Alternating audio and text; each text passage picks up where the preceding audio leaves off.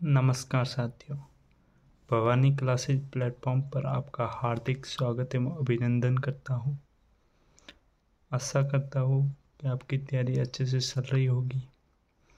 जैसे ही आचार संहिता हटेगी, चुनाव के रिजल्ट आ जाएगा, पशु परिसर भर्ती के फॉर्म रीस्टार्ट हो जाएंगे।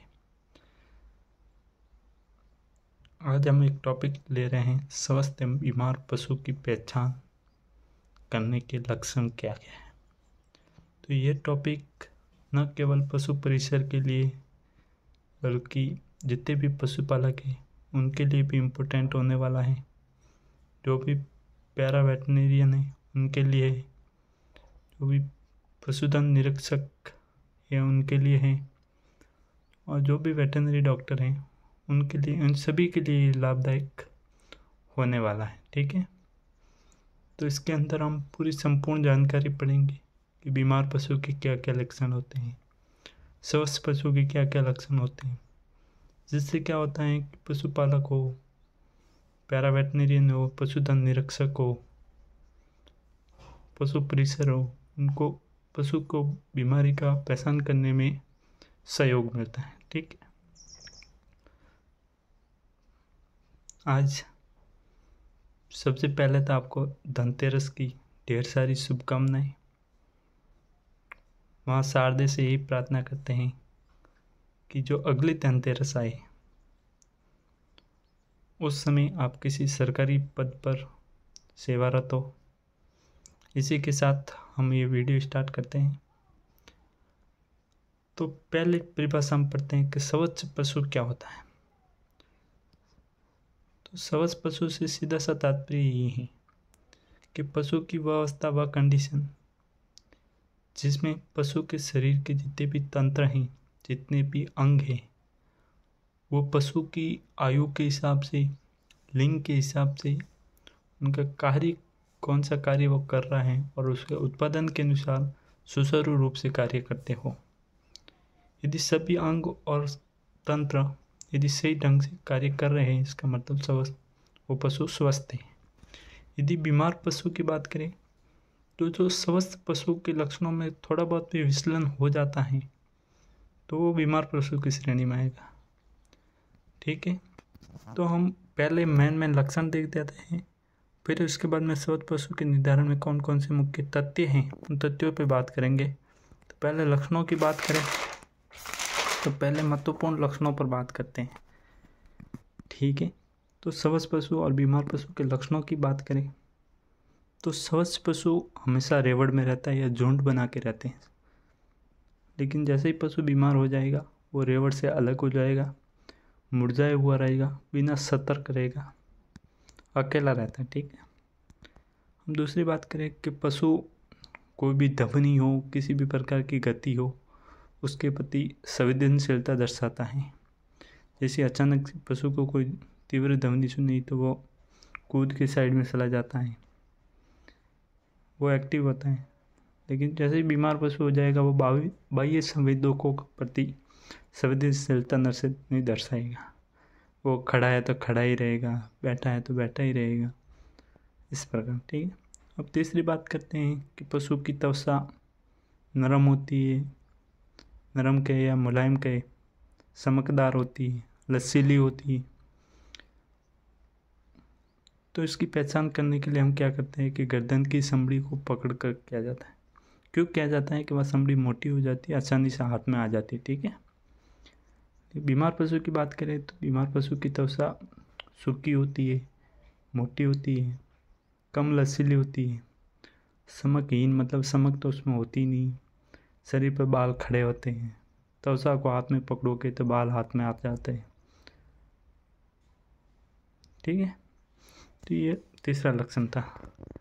अब हम बात करें कि चौथा लक्षण, जो महत्वपूर्ण लक्षण है, कि पशु के नथुनों पर छोटी छोटी पानी की बूंदों का स्त्राव की वजह से क्या होता है कि नथुने नरम हो जाते हैं, नथुने नरम हो जाते हैं। ठीक है, ये इम्पोर्टेंट लक्षण है स्वच्छ पशु का। बीमार पशु हो जाएगा तो नथुने एकदम शुष्क हो जाएंगे, एकदम ड्राई हो जाएंगे। ठीक है, पांचवा लक्षण पड़े कि नासारंध्र में किसी भी प्रकार का स्त्राव नहीं आता है, नाक नाक से कोई भी प्रकार का स्राव नहीं आता है स्वस्थ पशु के अंदर। पशु जैसे ही बीमार हो जाएगा तो नसरंध्र से पानी जैसा गाढ़ा स्राव हो जाएगा, कभी कभार खून भी आ जाता है, तो वो बीमार पशु है। ठीक है। अब हम 6 नंबर लक्षण की बात करें तो आंखें चमकदार होती है, झसेत होती है। लेकिन जैसे ही हम बीमार पशु की बात करें तो आंखें चमकदार कम हो जाती हैं, आंखों में कसरा व गाढ़ा पानी आ जाता है, आंखें मतलब जलने लग जाती है। ठीक है। आहार जो भी है वो रूसी लेकर पूरा खाता है स्वस्थ पशु, लेकिन जब बीमार पशु की बात करें तो वह आहार पूरा खाता नहीं, या कभी कभार तो कुछ भी नहीं खाता है, कुछ भी नहीं खाता है। 8 नंबर की बात करें तो पशु जुगाली करता है, लेकिन बीमार पशु हो जाने पर कभी कभी जुगाली बंद कर देता है, या कभी कभी जुगाली करता है लेकिन कम करता है। हाँ, 9 नंबर की बात करें तो पशु के मुंह से लार नहीं टपकती है। सामान्य यदि स्वस्थ पशु है तो उसके मुंह से लार नहीं टपकेगी, लेकिन पशु बीमार हो जाता है तो मुंह से लार थोड़ी या कभी कभार तो लगातार लार टपक जाती है। जैसे कभी उसके मुंह में साले हो जाते हैं तो भी वो लार टपकाना स्टार्ट कर जाता है। फूड पॉइजनिंग हो जाती है तो पॉइजनिंग में भी वो लार गिराना स्टार्ट कर जाता है, तो ये बीमार पशु का लक्षण। ठीक। 10 नंबर की बात करें तो पशु ठीक तरीके से गोबर करता है। यदि हम गाय भैंस की बात करें तो गोबर अपेक्षाकृत ढीला होता है। उनका रंग की बात करें तो गहरा हरा से गहरा भूरा रंग होता है। ठीक है। अब हम बीमार पशु की बात करें तो पशु का गोबर करने का तरीका है, उसका रंग है, उसकी मात्रा की बात करें, उसके गाढ़ापन में कितना परिवर्तन आ जाता है। कभी तो गोबर एकदम सूखा कर लेता है, कभी पतला हो जाता है, कब्जी वगैरह की समस्या में हो जाता है तो गोबर एकदम बंद सा जाता है। 11 नंबर की बात करें तो गोबर में किसी भी प्रकार का कोई भी बुलबुले या खून या दुर्गंध स्वस्थ पशु में तो नहीं आती, लेकिन बीमार पशु के अंदर गोबर के अंदर बुलबुले हैं, खून है, दुर्गंध आती है, डिसेंट्री वगैरह जिसमें पूरी खूनी दस्त हो जाती है। तो ये बातें हैं। ठीक है। उसके बाद हम 12वें नंबर की बात करें स्वस्थ पशु का लक्षण की, तो पशु के पेशाब का रंग हल्का पीला या फिर पानी जैसा आता है। जैसे ही पशु बीमार होगा तो पेशाब का रंग या तो गहरा पीला हो जाएगा या फिर एकदम लाल आ जाएगा। ठीक। कभी कभी फॉस्फेट की कमी हो जाती है, फास्फोरस की कमी हो जाती है तो उनके रंग में बदलाव आ जाता है। ठीक है। उसके बाद हम 13वें लक्षण की बात करें तो पेशाब सामान्य रूप से करता है, मतलब पेशाब सामान्य रूप से करता है, इसमें किसी भी प्रकार की पेशाब में दुर्गंध वगैरह नहीं आती है।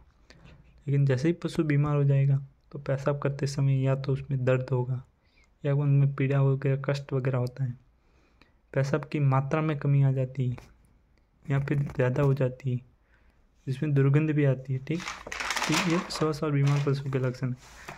आगे हम बात करें 13 लक्षण हमने पढ़े। उसके बाद 14 लक्षण की बात करें तो दुधारू पशु के दूध उत्पादन में या फिर दूध की गुणवत्ता में कोई भी कमी नहीं आती, सामान्य रूप से होती है। जैसे ही पशु बीमार हो जाएगा तो उसके दूध उत्पादन कम हो जाता है और गुणवत्ता लो हो जाती है। गुणवत्ता लो होने के क्या कारण है कि या तो उसके दूध पानी जैसा आ जाएगा या फिर इसमें मवाद आ जाती है, पस आ जाती है या खून आ जाता है। जैसे मैस्टाइटिस वगैरह रोगों में होता है तो उसमें खून वगैरह आ जाता है। श्वसन क्रिया की बात करें तो श्वसन क्रिया सामान्य गति सामान्य होती है। हम पूरा विस्तृत अध्ययन करेंगे श्वसन का, तापमान का, नाड़ी दर का, पूरा 3 मुख्य तत्वों के अंदर बात करेंगे। लेकिन हम बीमार पशु की बात करें तो सांस लेने में कठिनाई हो जाती है, खांसी हो जाती है या फिर दुर्गंध युक्त श्वास आता है।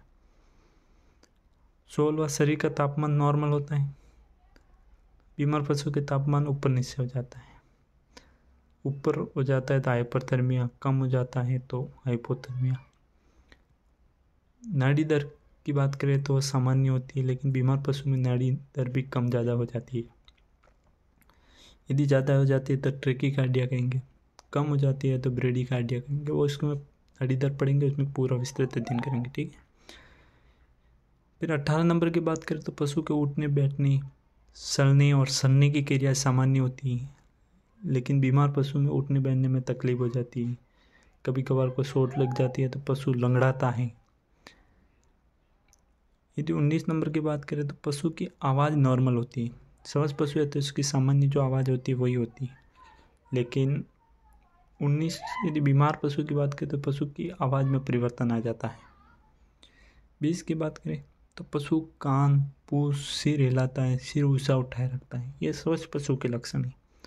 जैसे ही पशु बीमार हो जाएगा तो पशु के कान की बात करें, पूंछ की बात करें, सिर कम हिलाता है या फिर सिर नीचे झुकाए हुआ रखता है। 21 नंबर की बात करें तो जो भी प्राकृतिक द्वार जो नेचुरल ओपनिंग है जैसे जननेंद्रियम है, उसमें किसी भी प्रकार का कोई भी स्त्राव नहीं होता है। परंतु जैसे मादा पशु पाले में आ जाती है, हिट में आ जाती है तो वो गाढ़ा स्त्राव करती है, डिस्चार्ज करती है। तो ये स्वस्थ पशु का लक्षण है। लेकिन जैसे ही पशु बीमार हो जाता है तो ज्ञानेंद्रियों से मवाद जैसा स्त्राव या खून आ जाता है, जैसे पायोमेट्रा वगैरह में होता है। बात करें तो पशु का स्वभाव सामान्य में भिन्न नहीं होता है स्वस्थ पशु के अंदर। जैसे ही पशु बीमार होगा उसके स्वभाव कभी आक्रामक हो जाता है, कभी सींग मारने लग जाता है, तो उसके स्वभाव में भी फर्क डिफरेंट देखा जाता है।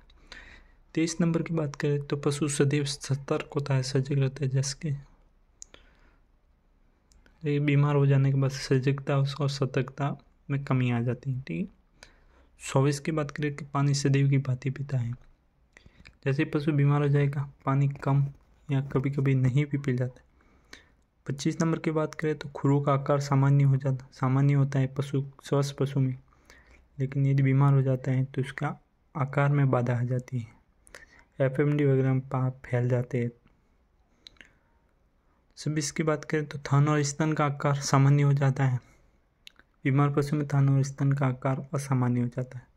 जैसे मैस्टाइटिस वगैरह में थन में सूजन आ जाती है तो एक आध थन बड़ा हो जाता है, कभी कभी पूरे अडर पर सूजन आ जाती है तो पूरा अडर बड़ा हो जाता है। 36 नंबर की बात करें तो पशु अपने शरीर पर मक्खियाँ नहीं बैठने देते, क्योंकि स्वस्थ पशु एक्टिव होगा तो वो शरीर पर मक्खियाँ बैठ नहीं देते, पूंछ के माध्यम से, सिर के माध्यम से हिला के उड़ा देता है। लेकिन जैसे पशु बीमार हो जाएगा उसकी सतर्कता कम हो जाएगी, उसके प्रति संवेदनशीलता कम हो जाएगी, तो शरीर पे मक्खियाँ बैठती है तो फिर बैठी ही रहती है ना, वो उसका मूवमेंट होता रहता है। तो ये थे महत्वपूर्ण लक्षण। अब हम 3 महत्वपूर्ण तथ्यों की बात करेंगे जिससे उनका मापन डॉक्टर वगैरह करते हैं। ये एक सामान्य लक्षण है जैसे पशु केवल हम पहचान कर लेते हैं कि पशु बीमार हैं। ये 3 लक्षण हमें पशु चिकित्सक को बात करें, पशुधन निरीक्षक को बात करें, पशु परिसर की बात करें, पैरा वेटरनरी की बात करें तो उसके इलाज करने में भी विशेष योगदान रखते हैं। तो ये इलाज करने के लिए एक निर्धारक तत्व होते हैं कि जैसे टेम्परेचर आ जाता है तो कौन सी बीमारियों में टेम्परेचर हाई होता है, उसके हिसाब से लक्षण को पहचान करने में डायरेक्ट मदद करते हैं।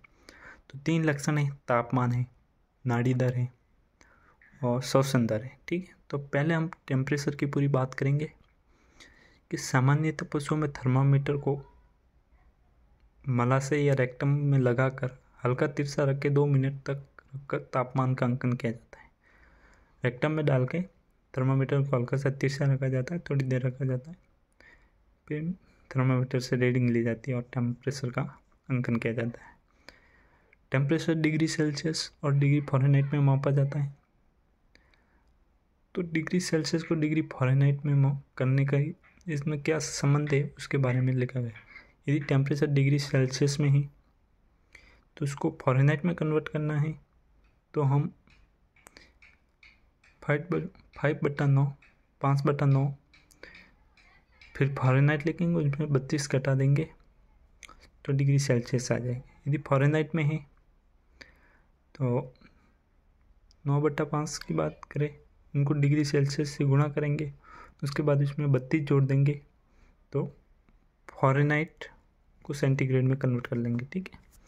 ये इनमें आपसी संबंध है। कई बार महत्वपूर्ण आपको ध्यान रखना है कि आपको क्वेश्चन इन तीनों में से ही पढ़ेंगे, तापमान, नाड़ी दर और श्वसन दर। वो एक सामान्य लक्षण है ताकि आपको जानकारी रहे। आप पशु परिसर की तैयारी करने जा रहे हैं तो आपको उसके बारे में जानकारी रहे कि क्या क्या सामान्य लक्षण होते हैं उसके बारे में। लेकिन आपका क्वेश्चन यहाँ से ही पूछेगा एग्जामिनर, तो ये संबंध आपको याद रखना है डिग्री सेल्सियस और डिग्री फ़ारेनहाइट के बीच में। अब आगे बात करें तो पशु का सामान्य तापमान क्या है उसके बारे में क्वेश्चन यहाँ से पड़ेगा। इन तीनों को अच्छे से पढ़ लेना कि ऊँट के शरीर का तापमान क्या होता है, तो 99.5 फ़ारेनहाइट। ठीक है। गाय की बात करें तो गाय का टेम्परेचर होता है 101.5 डिग्री फ़ारेनहाइट। भैंस की बात करें तो 100 डिग्री फ़ारेनहाइट। और भेड़ की बात करें तो 102 डिग्री फ़ारेनहाइट। बकरी की बात करें तो 103 डिग्री फ़ारेनहाइट। घोड़ा की बात करें तो 100.5 डिग्री फ़ारेनहाइट। और सूअर की बात करें 102। और कुत्ते की बात करें 102। सबसे महत्वपूर्ण यदि तापमान याद रखना है तो मुर्गे का याद रखना 107 डिग्री फ़ारेनहाइट। वैसे जो पालतू पशु है, एक तो मुर्गा याद रखना, एक गाय, भैंस, भेड़, बकरी, इनकी तो सब आपको श्वसन दर, नाड़ी दर और टेम्परेचर तीनों याद होने ही चाहिए। जो पालतू पशु है उसके बारे में विशेष देख लेना, गाय, भैंस, भेड़, बकरी और मुर्गा और ऊँट। सूअर, कुत्ता, घोड़ा वगैरह देख लेना, इतना कोई खास नहीं है। अब टेम्परेचर को प्रभावित करने वाले के कारक कौन से कारकों को जिस टेम्परेचर लेते समय आपको ध्यान रखना चाहिए कि यदि जवान जानवर का तापमान, जो वृद्ध जानवर है, जो मतलब बूढ़ा जानवर हो गया, उससे हमेशा 1 डिग्री ज़्यादा ही होगा। मादा जानवर का टेम्परेचर हमेशा नर से ज़्यादा होगा। वजन और टेम्परेचर एक दूसरे के विपरीत कर्मानुपाती, मतलब जितना वजन बढ़ेगा टेम्परेचर उतना कम हो जाएगा। समझ में आए कि जितना वजन बढ़ेगा पशु का, टेम्परेचर उतना कम हो जाएगा। प्रेगनेंसी के लास्ट ट्राइमेस्टर मतलब अंतिम 2-3 महीनों के अंदर टेम्परेचर बढ़ जाता है, लेकिन जो कुत्तियाँ होती है, कुत्ते में अंतिम ट्राइमेस्टर में टेम्परेचर कम होता है। बाकी सभी जानवरों में बढ़ता है, लेकिन कुत्ते उसका अपवाद है। ठीक है। भोजन करते समय, दौड़ लगाने समय, व्यायाम करने से, उत्तेजना के समय और गर्मी में तापमान हमेशा बढ़ता है। ये बात याद रखना। तो ये महत्वपूर्ण फैक्ट है कि तापमान को कौन कौन से प्रभावित करते हैं। सर्दी के समय टेम्परेचर डाउन होगा 1-2 डिग्री सेल्सियस, और गर्मी के समय थोड़ा बढ़ेगा। हमेशा ऊपर नीचे होता रहता है मौसम के अनुसार। अब इम्पोर्टेंट फैक्टों की बात करें, क्वेश्चन यहाँ से भी आ सकता है, सीधी सी बात है। क्वेश्चन यहाँ से आएगा, डायरेक्ट आएगा, जैसे इसमें लिखा हुआ है वैसे के वैसे। तो पहला क्वेश्चन है कि पालतू जानवरों में सर्वाधिक तापमान किसका आता है, तो बकरी का सर्वाधिक तापमान होता है 103 डिग्री फ़ारेनहाइट। सर्वाधिक दैनिक तापमान में विभिन्नता की बात करें तो ऊँट में होती है। सुबह के समय 93 होता है, जैसे दोपहर हो जाती है तो 99 के आसपास पहुंच जाता है। तो ये दैनिक विभिन्नताएं पाई जाती है। जैसे जैसे धूप बढ़ेगी टेम्परेचर हाई हो जाएगा, जैसे जैसे वापस शाम ढलने लग जाएगी टेम्परेचर लो हो जाता है। अब परिभाषा आती है हाइपोथर्मिया क्या होता है। हाइपोथर्मिया की बात करें तो सामान्य जो तापमान होता है, जो ऊपर हमने बताया कि किसका कितना होता है, उससे यदि लो हो जाता है तो वो हाइपोथर्मिया है। गाय भैंसों में एक बीमारी होती है मिल्क फीवर। मिल्क फीवर के अंदर टेम्परेचर डाउन हो जाता है। हाइपरथर्मिया की बात करें, जो सामान्य तापमान से यदि तापमान अधिक हो जाता है तो हाइपरथर्मिया कहेंगे। हीट स्ट्रोक की बात करें, यदि पशु दौड़ के आ जाता है तो उसमें मारवाड़ी में लू लगती है, तो लू लगने से भी टेम्परेचर हाई हो जाता है। वायरस जनित रोगों में हमेशा तापमान बढ़ता है। जितने भी वायरल डिजीज है तो उसमें तापमान हमेशा ही बढ़ता ही है। अब हम बात करने जा रहे हैं दूसरा तत्व, निर्धारक तत्व की बात करें स्वस्थ पशु का, उनका तो नाड़ी दर मालूम करते समय हम क्या देखते हैं, तो नाड़ी की संपीड़ितता, मतलब उसके धड़कने की दर, उनकी संख्या, उनके गुण, और नियमित रूप से धड़कती है। तो ये सभी चीज़ों को देख कर हम नाड़ी दर का अनुमान लगाते हैं। तो पहले में हम सीरियल नंबर है, पशु का नाम है, नाड़ी दर प्रति मिनट में कितनी बार धड़कती है, वो प्रति मिनट नाड़ी दर रखी हुई। नाड़ी दर का नापन किस नाड़ी से करते हैं, उसका नाड़ी दर हमेशा आर्टरी से ही लेते हैं, क्योंकि आर्टरी ऊपर आर्टरी से ही मापन किया जाता है, और वो आर्टरी कहाँ पाई जाती है वो स्थान लिखा हुआ है। ठीक है। पहली बात करें कि गाय भैंस में प्रति मिनट नाड़ी दर की बात करें तो 40 से 50 होती है। और किस आर्टरी से लेते हैं, तो medial coccygeal artery facial artery से भी लेते हैं। और ये कहाँ पाई जाती है, तो पूंछ के पीछे वाले हिस्से में पाई जाती है। उसके बाद हम घोड़े की बात करें तो घोड़े में प्रति मिनट नाड़ी दर की बात करें तो 32 से 40 होती है। और उसका मापन की बात करें तो एक्सटर्नल मैक्सिलरी आर्टरी और फेशियल आर्टरी। और फेशियल आर्टरी कहाँ पाई जाती है? चेहरे पे पाई जाती है।